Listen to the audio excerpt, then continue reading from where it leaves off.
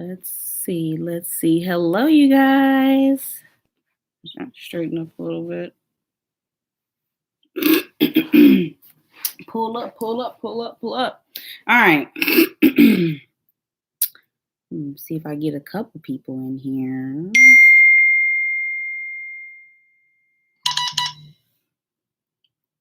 It's my cousin. Turn the phone down. Hey, you guys. It's Jess Raj. Welcome back to my channel. We are live, baby. So we were going to talk about patience today, between the, intraoperative, preoperative, intraoperative, and postoperative. So kind of got my little, we're going to take it back on y'all, like some Blues Clues. I got some handy dandy notebook with me right now because who's mine and remembering everything is the greatest. It's not mine. But yes, okay, so don't forget to like, comment, and subscribe. Share if you're there. And make sure you hit the notification button so every time I upload a video, you guys will definitely know. So, so anybody in here, say hello to me. Say hello. How are you doing? How is your Sunday going? Okay. Is it rainy? Is it sunny? Are you at home? Did you just get out of church? Or was you just sleeping the day away? Or were you studying? Let me know. All right. I have to figure out how you guys' schedule is because I'm pretty sure you guys don't go to school or have class or in the program on the weekends. But I'm pretty sure you guys should have Sundays off. But I know that's like a relaxing day. Same for Saturdays. So I know y'all not about to be doing a whole bunch of stuff. So let's kind of talk about the patients. So I got my little notes right here. So bear with me. I'm be looking down. Okay. So the first thing is, like I said, you need to know, the preoperative, the intraoperative, and the postoperative.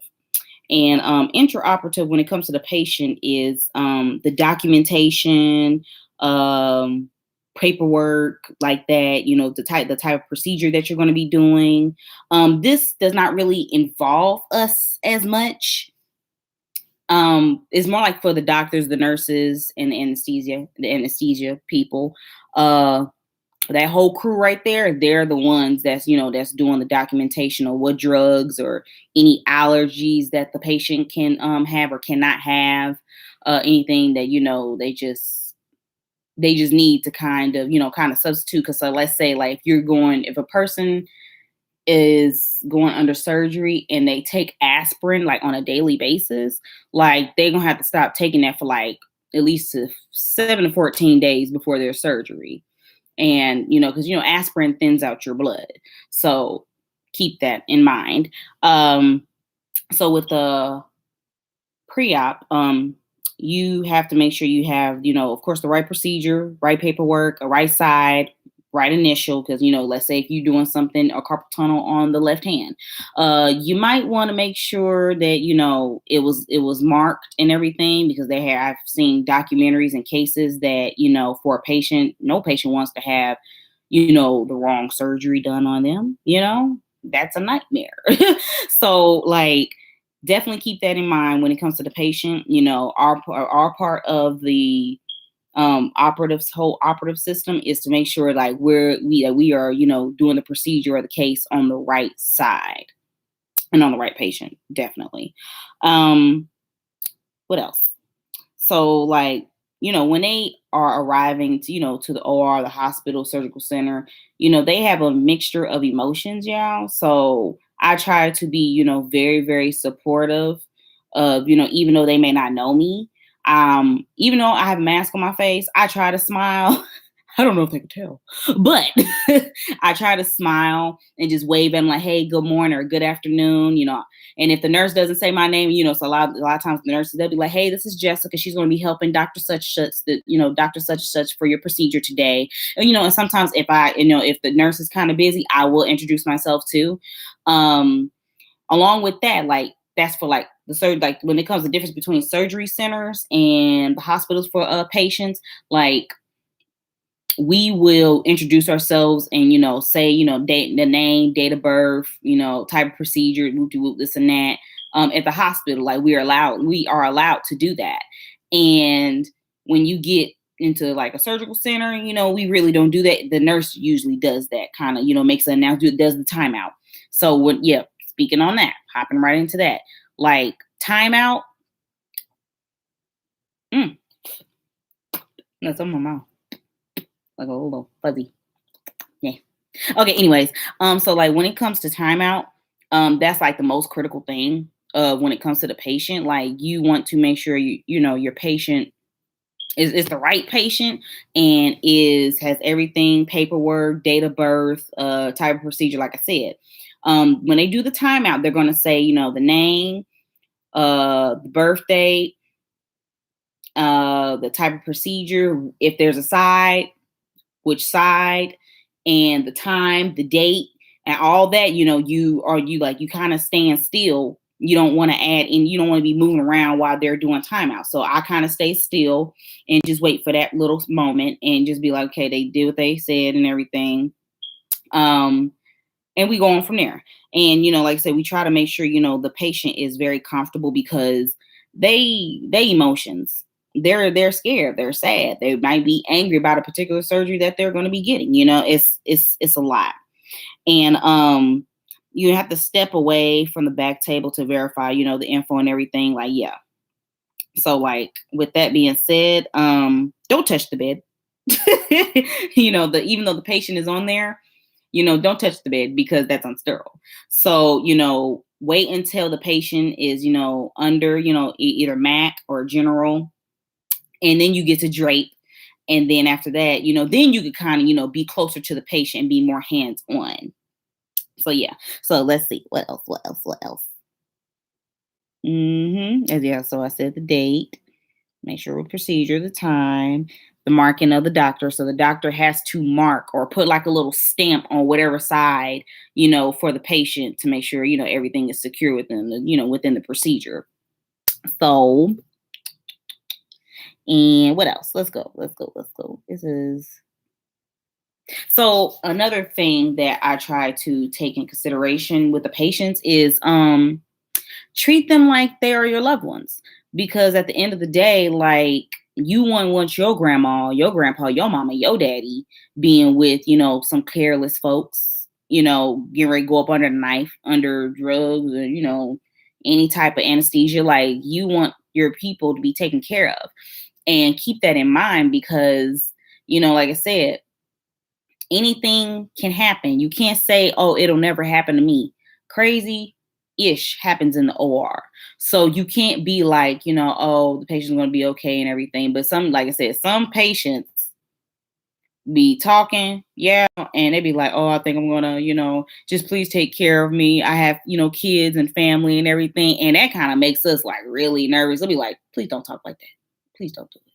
Please don't do it. So, they try to, definitely, I don't know, it's another word for it, but they try to, reassure that they are in safe hands, and we have to make sure, and reassure them that they are in safe hands, or at least, we are doing our best to make sure they have the greatest outcome in their surgery.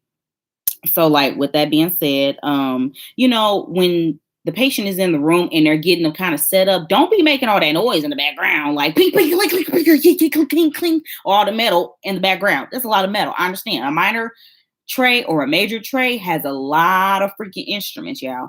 I know that. Definitely get it. So if you can kind of, take your time with your instruments, it's kind of hard to say take your time because, you're kind of moving quickly and trying to be efficient at the same time. That's hard because I'm a very shaky person sometimes. And it's not even the fact of me like really being nervous. It's just the fact that like, I don't know. I have really steady hands, but when I'm being rushed and being told like, all right, come on, let's go, I do get a little shaky. Maybe that is nervousness. I don't know. but yeah, do not be loud in the back, clinging and banging, and they're trying to set up the back table because that's gonna make the patient even more, a little on the edge hearing all that mess. And then, I tried to stay in front of the back table as much as I can as possible to make sure they don't see so much because, they will be like, oh, they're going to use that on me. Oh, hell no. It's stuff like that, and two, a lot of people, I will say this in general, a lot of people are afraid of what they don't know about or what they're not familiar with. And a lot of these instruments, the average person that come into the OR, they're not familiar with half these instruments. And so they are going to look very intimidating. So, I try to stand in front of the table a little bit while I'm, doing stuff. Of course, some of them, they be looking at me, see what I'm doing and everything. So that's how that plays out. All right, what else? Okay, so kind of working into intraoperative. Okay, so intraoperative is like when the incision is being made. So right when you hand that scalpel to your doctor, to your surgeon, that's when intraoperative starts. It doesn't start in the paperwork. That's preoperative. Don't start after. That's post. So when you hand him, again, when you hand he or she the scalpel, that's when intraoperative starts, okay? And then, you have to pay attention to the patient. Sometimes, of course, yeah, your eyes are not supposed to be really anywhere else but on that patient. So, the doctor might ask you a quick something, you might have to take your eyes off just for a quick second. And as much as you try not to, they might need something from the back table. And that's when you always try to bring the back table as close as you can to the patient, to the patient's bed, along with them, right by the mail and everything. So yeah, so pay attention to your patient. If you feel like they kind of hiccuping, jumping or whatever, ask the doctor like, hey, do you see that? Or am I think I saw, if you feel like, the doctor may not saw and you did, sometimes doctor do see it before you do. Sometimes I've seen things before the doctor has seen it and I had to let them know. Be like, okay, well, it's a little, I just be on the lookout. Okay. Just keep an eye. So when it comes to like with the patient, and anticipate, your surgeon's next move, because, that's what's gonna, if you don't know exactly what you're doing, it does kind of make it a little hectic sometimes, because they're trying to get this patient, together, make sure they're safe, but get them out in a timely manner. Because look here, surgery and time is money. Money is time. And they ain't trying to spend all that money, having that patient lay on the bed for like hours, unless it's like those particular type of surgeries that we all know that's going to take hours, So definitely do, try to be ahead of the surgeon to make sure, you can have an efficient, safe type of surgery for your patient, because that's what's going to get them out happy and, start healing up. Okay, next. If anything happens with the patient, let's say, downfall, not good. Something start going on with the patient and everything. Breathing, something, cardiac arrest, something, if something just going straight hella left, right? So what you want to do is don't move. Don't move. Stay with the surgeon. Again, stay with the surgeon. Like if anything happens, like you don't want to contaminate anything. So stay sterile if need be. And if but push come to shove, if you got a break, they'll let you know, hey, go break, go get the crash cart, go do this, go do that. Go get something, go get what we need for the patient. So, but yes, if anything happens, do not break scrub. Don't. Stay with the patient, stay with your surgeon. All right. Okay. So do not contaminate do not contaminate any surgical site, back table, or sterile area. So yes, like you don't want to contaminate anything and then come up to the patient who you don't touch something dirty or you don't puncture something. Like be very, very aware of that. Like I know sometimes we might feel like we're going to get in trouble because we contaminated something, but it happens to everybody. Just speak up. Definitely speak up. So definitely with that, like you just kind of just stay on that back table. Do not touch nothing. If you drop something, and let the nurse know. And one thing I learned along the way, that's going to cut down time and keep time, good for the patient, is grabbing extra stuff.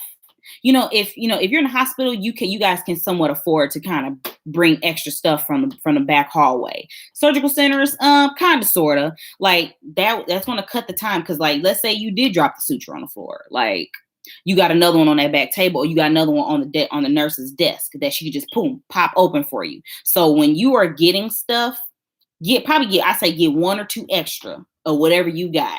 Like, if you feel like you're gonna drop something, yo, bring it.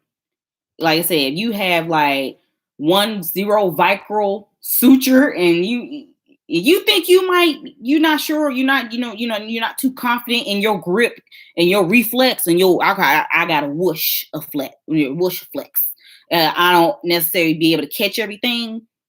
I ain't got no reflex. I got a whoosh flex. Okay.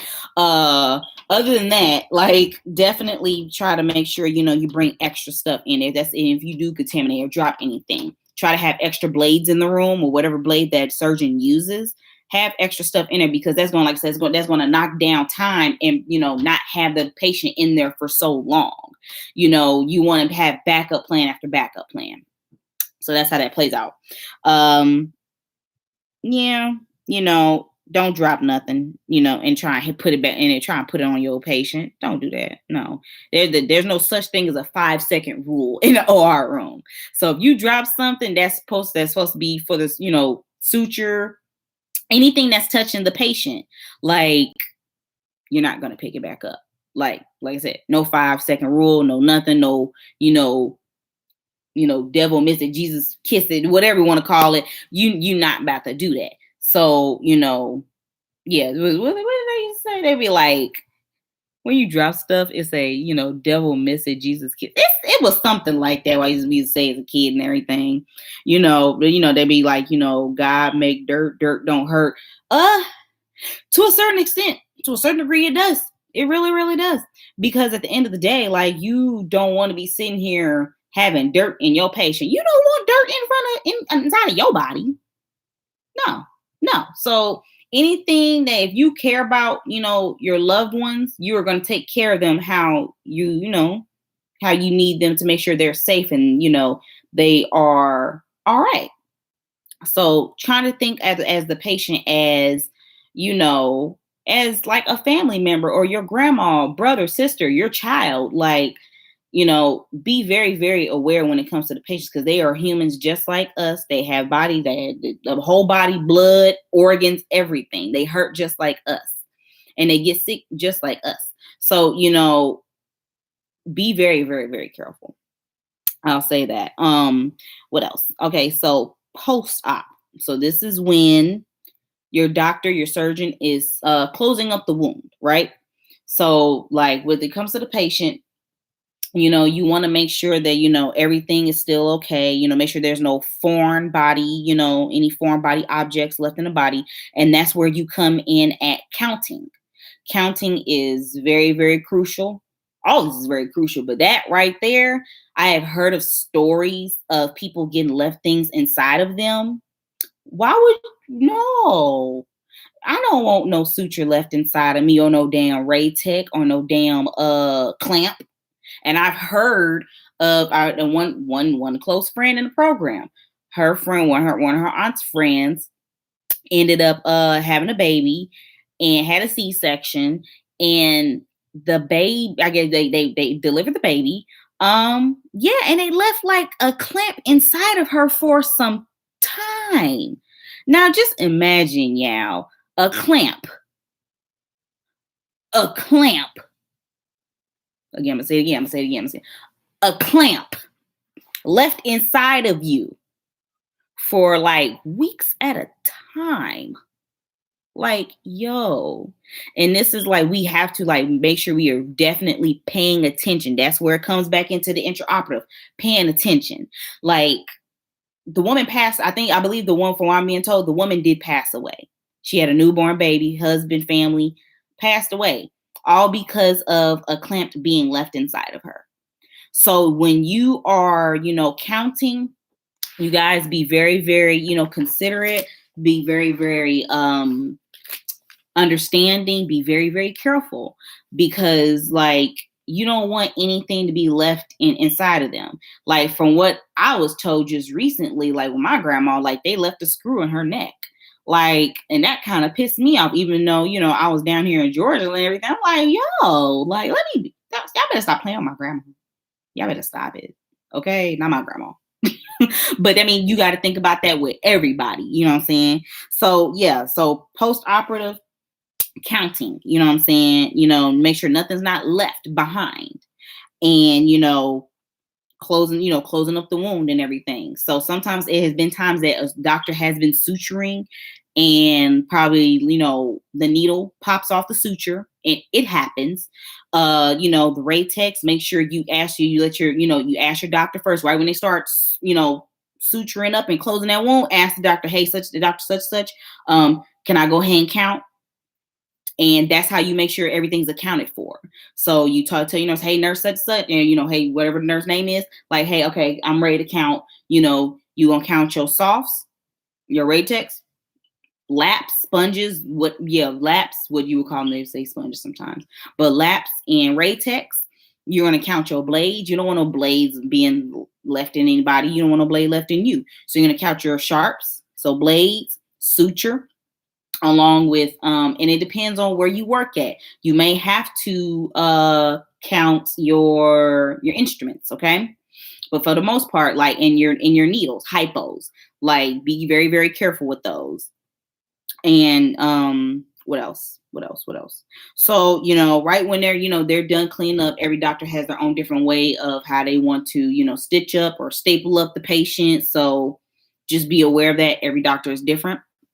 And, when it comes down, okay, so when you are breaking, you try not to break literally right when, you're done with the case, because like ENT, for instance, like if you are in ENT, like you don't want to be sitting, you start breaking everything down, because something probably could have, again, went left and you don't broke everything down on the back table. So ENT, don't ever break anything down until that patient is like fully woke, or until anesthesia to let you know, like, hey, okay, I got everything, we good. And then you could, it doesn't hurt to always ask, the anesthesia and be like, hey, could you let me know, when they're getting up or something like that, intubated, extubated. Yeah. So I will always ask them, like, are we good? You okay? Can I go ahead? And they'll let me know yes or no, yay or nay. And with that being said, like, you can start breaking stuff down, but like still try not to be too loud for the patient, because they're just waking up. And anything that, kind of catches them off guard while they're waking up, they see nothing but doctors. They don't see their family. They see a whole big old flashing lights in the OR room. Like, don't make it any more flustering than what it is for them. So definitely, again, pay attention to your patient, keep the noise down and everything. And definitely, like, make sure, like, say, when it comes to counting, keep all your instruments together. Make sure they're in separate trays. Make sure you don't have anything left on your field. Because sometimes towel clamps get left in, within the drapes or anything, or probably might be snapped on or fell in between, the patient's legs. Just when you start pulling everything off. So, but yeah, so definitely. Okay, I already said that. Okay. Then I was like, wait for patient to wake up, help slide back to the bed. So like, yes. So when they're done, when they're up, the anesthesia is always at the head of the bed. So they have the patient's head, and then you may have the nurse, and this may be you, and they might call for another tech. And sometimes the doctors are so sweet that they will help too. So sometimes the doctors will get the feet, or they'll get the side and everything to, slide the patient back onto the transportation bed.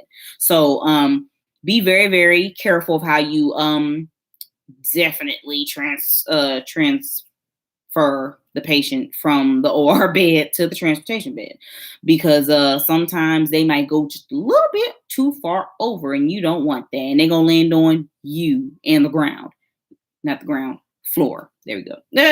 So definitely, when it comes to be very, very careful of how you have their arms and everything on the bed. You want to make sure you have their arm kind of folded over their chest, and make sure you got your draw sheet and everything, because you don't want to leave their hand behind and you probably push them over or slide them over, and then you probably can, fracture their hand, finger, arm. Like, you don't want that. So be very patient, be very careful of make sure the patient's hands is, tucked away and safe and secure on their chest. And then, after that, you break down your instruments. So yeah, just be very aware. Like when it comes to patients, treat them like, they're your loved ones, because at the end of the day, like you only get one, mom, one dad, yeah, you might have multiple siblings, children, aunties, uncles, grandmas, grandpas, but still like treat it like, like they are your relatives. It doesn't matter, because at the end of the day, like anybody can be taken from this earth at any time. So like treat them with love, care, respect, and help them feel at ease when they getting ready to go up under, because like I said, they're nervous. So always, try to be supportive and everything, but don't, that's what I said, don't promise anything, but just be like, we're going to make sure you're, we take good, very, very good care of you and everything. But for the most part, like the surgical techs don't really be saying much. We will talk, we'll talk to the patients and everything, and, here and there and stuff like that, because that kind of calms them down. And I've talked to a couple of patients and everything, they'll tell us that they're very, very nervous and everything. And, we'll be like, we totally understand and everything. We're here, to make sure, things are getting better for you, and make sure, and help, Dr. such and such to make sure, this procedure goes as planned as much as we can, just, try to ease them, because at the end of the day, some people have a very big fear of, and myself, of like not waking up out of anesthesia. Like you go to sleep and you don't wake back up. I would be very scared of that too. So yeah. So for sure. But like, just like, if you can talk to them and everything, but yeah, still pay attention to your backfield. I would still be talking and everything, kind of look towards them and everything, say a few things, joke with them a little bit, kind of make them feel better. So even though we don't say much in the OR room, it's a lot of, I feel like it's energy. It's the energy, it's the aura, y'all. Like you can't be sitting here looking like angry Alice, and like people can feel that. So I don't know, maybe it's just me, but people can feel like when you are just not very welcoming and you're not very supportive. And some patients be coming in looking angry as I don't know what, but I still got a goddamn smile on my face. Okay, hey, how you doing? You probably can't see my face, but hey, good morning. I mean, try and make their day a little bit better, because sometimes, their day might not be the greatest right now because they're getting ready to go up under surgery. And so that's where I kind of come in, kind of thinking about patients and everything, and want to talk about that. But yeah. So I hope you guys, enjoyed this little live. I appreciate it. So again, don't forget to like, comment, and subscribe. Share if you dare. And so I have more things to come very, very soon. I'm getting my energy back, so I have a lot of things going on in life right now. But we're getting it together. We're here. So I'm just taking one day at a time, you guys. Just I want to say, you guys take one day at a time yourself. Don't stress yourself out. I know it's easier said than done. For sure, like take time out for yourself. Take time out for your loved ones. And just, love yourself, baby. Love yourself. Okay. Do that. But also love others, for sure, if they deserve it. I'm gonna shut up. But like, yes, you guys. So, just take that in consideration of being a new tech and everything. I think I'm getting ready to call it a day. I'm going to do some cleaning up and get some things and together in life. So I will catch you guys hopefully later on this week.